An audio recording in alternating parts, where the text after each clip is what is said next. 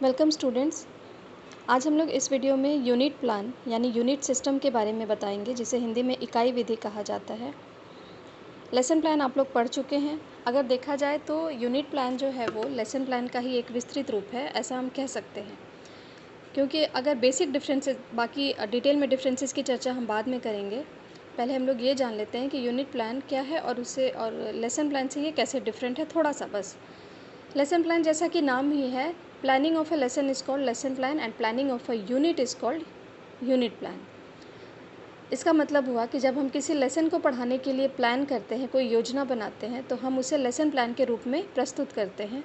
जबकि कुछ लेसन्स को मिलाकर जब हम एक यूनिट बनाते हैं, तो उस यूनिट को हमें कैसे पढ़ाना है, उस यूनिट के रिगार्डिंग जो हम प्लानिंग करते हैं, उस इकाई के रिगार्डिंग जो हम लोग प्लानिंग करते हैं, उसे हम लोग इकाई विधि या यूनिट प्लान या यूनिट सिस्टम भी कह सकते हैं। तो आइए हम लोग पहले बात करते हैं कि इकाई विधि क्या होती है। विषयों, अगर देखा जाए तो विषयों को व्यवस्थित करने की एक प्रक्रिया हम इकाई विधि कह सकते हैं। ठीक है, यानी यूनिट सिस्टम और unit plan is a process of systematically arrange the subjects, यानी systematically arrangement of subject is called unit plan. And unit plan जो है वो पूरे साल के पाठ्यक्रम को ध्यान में रखते हुए बनाया जाता है। ये किसी एक विषय से संबंधित नहीं होता, जैसा कि लेसन प्लान में होता है। यानी लेसन प्लान को किस तरह से कब डिलीवर करना है, उसका एक जो ग्रुपिंग होता है, उसको हम लोग इकाई विधि कह सकते हैं। इसमें हम लोग प्लान कर सकते हैं कि how we can teach the whole lessons in a year, whole lesson of a subject in a year.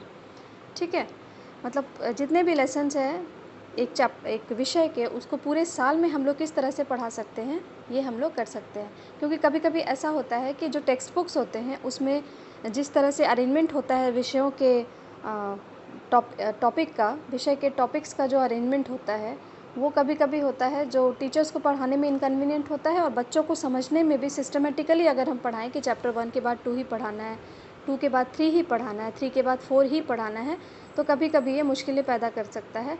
लेकिन जब हम लोग यूनिट प्लान बनाते हैं तो इसके अंतर्गत हम पूरे साल के पाठ्यक्रम को अपने हिसाब से अरेंज कर सकते हैं। जैसे अगर मुझे ज़रूरत है तो चैप्टर 1 के बाद मैं डायरेक्ट मैं चैप्टर 5 पढ़ा सकती हूँ, क्योंकि चैप्टर 1 से चैप्टर 5 रिलेटेड है, और उसके बाद फिर मैं 2 आ जाऊँगी, या फिर चैप्टर 8 पढ़ लेंगे हम लोग, कुछ भी ऐसा कर सकते हैं। यानी अपने हिसाब से टेक्स्ट बुक्स के टॉपिक्स को जो हम लोग अरेंज करते हैं, उसे हम लोग यूनिट प्लान कहते हैं। ठीक है, आइए देखते हैं क्या लिखा है। वार्षिक योजना को इकाइयों में विभक्त करने को इकाई योजना या यूनिट सिस्टम कहते हैं। ठीक है, यानी पूरे साल की जो योजना है उसको हम लोग जब यूनिट्स में डिवाइड करते हैं तो उसे हम लोग यूनिट सिस्टम कहते हैं। यह विधि सभी विषयों के लिए समान रूप से लागू होती है। जैसा कि आपके बीएड में है पेडागोजी ऑफ स्कूल सब्जेक्ट्स, यानी सारे स्कूल सब्जेक्ट्स की अलग अलग पेडागोजी है, कुछ सब्जेक्ट्स के अलग अलग कुछ अप्रोचेज़ है, मेथड्स हैं। हालांकि बहुत सारे मेथड सारे में होते हैं, फिर भी साइंस और लैंग्वेजेस के जो थोड़े बहुत टीचिंग मेथड्स हैं वो बाकी सबसे थोड़े डिफरेंट होते हैं। लेकिन यूनिट प्लान जो है ये सभी विषयों पे समान रूप से लागू होती है, क्योंकि इसमें हम यूनिट बना के ये डिसाइड करते हैं कि हमें किस महीने में, किस दिन या फिर किस सप्ताह कौन से टॉपिक को हमें पढ़ाना है। तो यह विधि सभी विषयों के लिए समान रूप से लागू होती है। इस विधि में संपूर्ण पाठ्यक्रम को कुछ खंडों में बांटकर इकाई बना ली जाती है। यानी पूरा जो आपका पाठ्यक्रम है, सिलेबस है, एक चैप्टर के जितने टॉपिक्स हैं उनको हम लोग कुछ खंडों में बांटकर एक यूनिट बना लेते हैं, 1 यूनिट, 2 यूनिट, 3 यूनिट, और उसके बाद फिर हम उसे डिलीवर करते हैं। और प्रत्येक इकाई में उससे संबंधित उपलब्धियों का समावेश कर छात्रों को उसका अध्ययन कराया जाता है। ठीक है, शिक्षा के क्षेत्र में इस विधि की शुरुआत 1920 में हुई थी।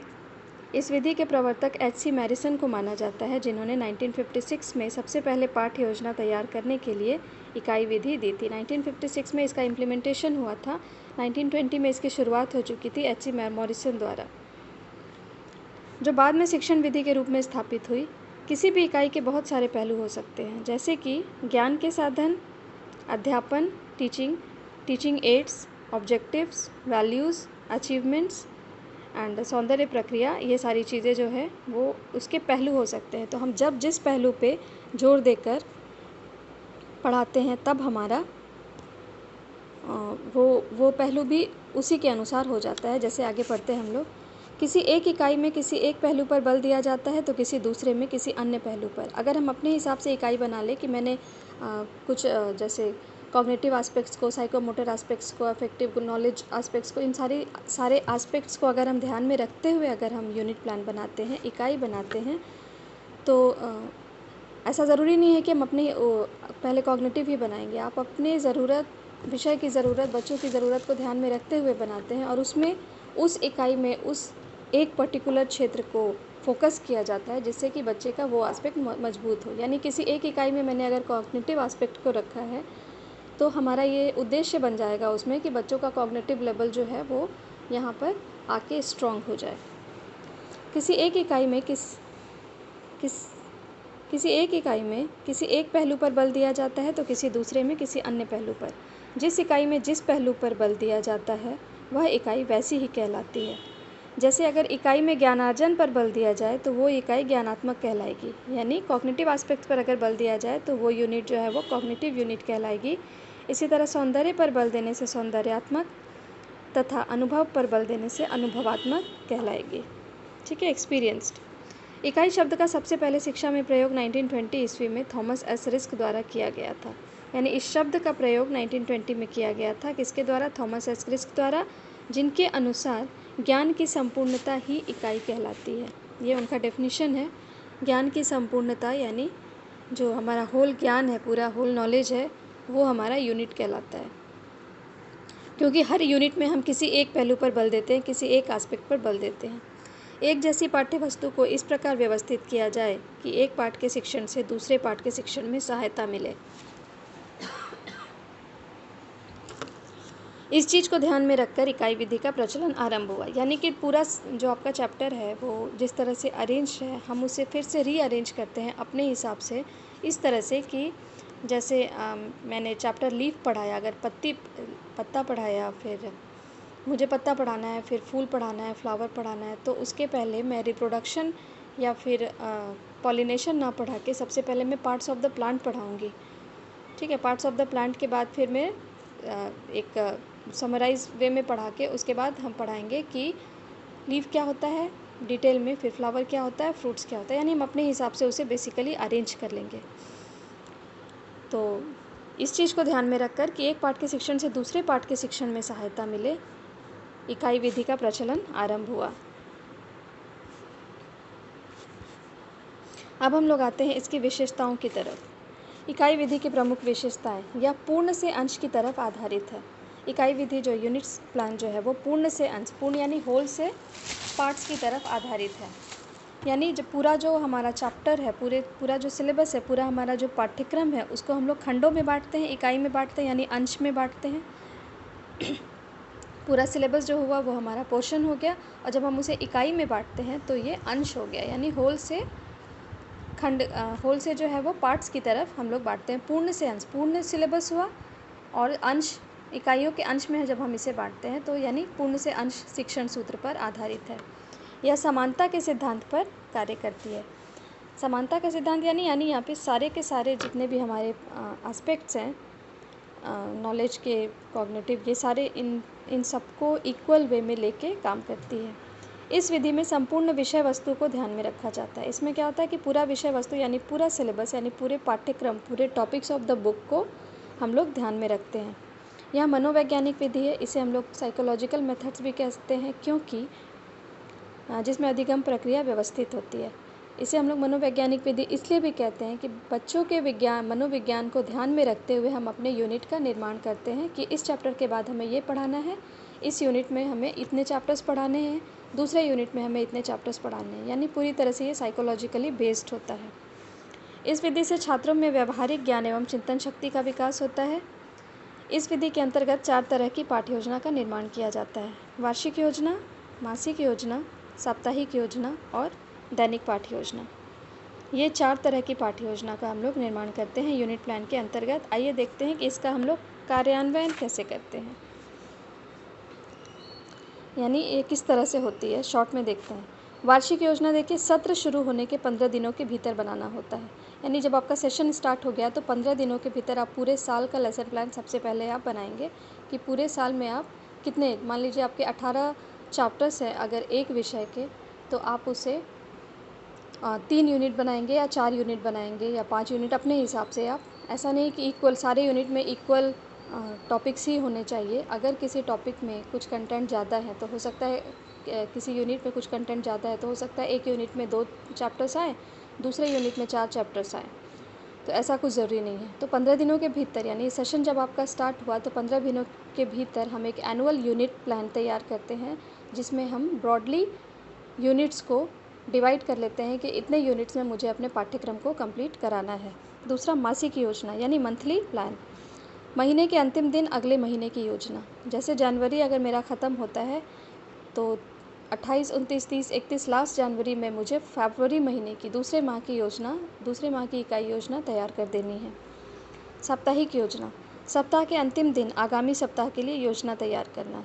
जनरली फ्राइडे को हम लोग सप्ताह का अंतिम दिन मानते हैं, तो फ्राइडे को हम लोग फिर मंडे से लेके नेक्स्ट फ्राइडे तक का हम लोग एक यूनिट प्लान या इकाई योजना तैयार करते हैं। दैनिक पाठ्य योजना आपका लेसन प्लान हो गया, जो कि कक्षा में जाने से पूर्व हम लोग तैयार करते हैं कि आज के इस कक्षा में हमें ये पढ़ाना है। और दैनिक पाठ्य योजना के समापन पर जो मूल्यांकन टेस्ट होगा उसे हम लोग दैनिक मूल्यांकन कहते हैं। अब इसके गुण के बारे में बात करते हैं हम लोग।